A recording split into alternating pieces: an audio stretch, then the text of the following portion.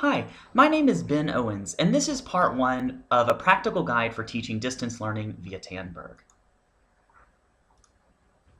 In these presentations, I'm going to give some tips and tricks for using the Tandberg system. These are things that I have learned over the course of several semesters teaching via Tandberg.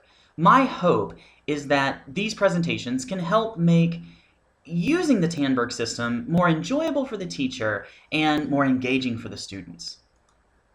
This is part one of 8. So who am I? Like I said, my name is Ben Owens, and I am on the math faculty here at NCTC, and so most of my examples are going to be math related. However, I have taught a variety of math classes, and each of these math classes kind of has a different feel, and so I think I have a pretty good idea of things that work for Tandberg and things that don't, and so I'm going to try to give examples that are sort of beyond what you would typically see in a math class as well. So who are you? If you're watching this video, then you are likely about to engage on a new endeavor, and this is distance learning at NCTC. But as a teacher in this capacity, what you're going to find is that you are going to be taking on lots of different roles. So what are the roles of a distance educator? You're going to be the producer and the actor, the director, the cameraman, the lighting and sound man. I think you get the point here. The gaffer, the best boy, whatever that is. Here's the deal. When you're teaching via Tandberg, you have to wear a lot of hats. I mean, not literally wear a lot of hats, but you have to do a lot of things, and it can be challenging. So that leads me to my first tip. Tandberg tip number 1 is to be ready to do things that you might not do in a typical class.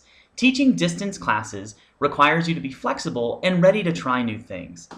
Teaching distance learning can be a challenge for even experienced teachers, and it does require a lot of extra planning and preparation.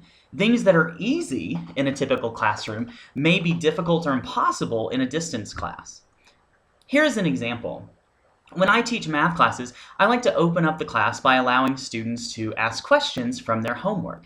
Now, I use my math lab in several classes, and in my math lab, you have the option to turn on this thing called Ask My Instructor. And what that does is it sends me a link to my email where I can just click on it and it brings that exact question.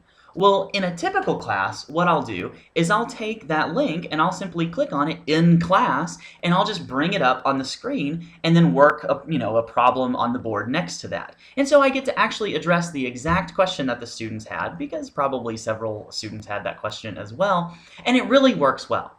Well, I tried to replicate this in a Tandberg class, and the problem is, in this situation, I realized that I couldn't have a problem on the screen and the projector, or well, I guess it would be the document camera going at the same time. And so what I did to resolve that is in those classes where I used my math lab, I would typically print out the entire homework assignment. That is, every single question that I assigned on homework, I would print it out and bring it to class. That way I could use it on the document camera. And so they could see the question on the document camera, and then I could, work it right under that. Now, I would typically never print out every single homework problem in a class because it's just a waste of paper and it's something that, you don't need to do. But for that distance class, it really worked. And so that just leads me to this tip number 1.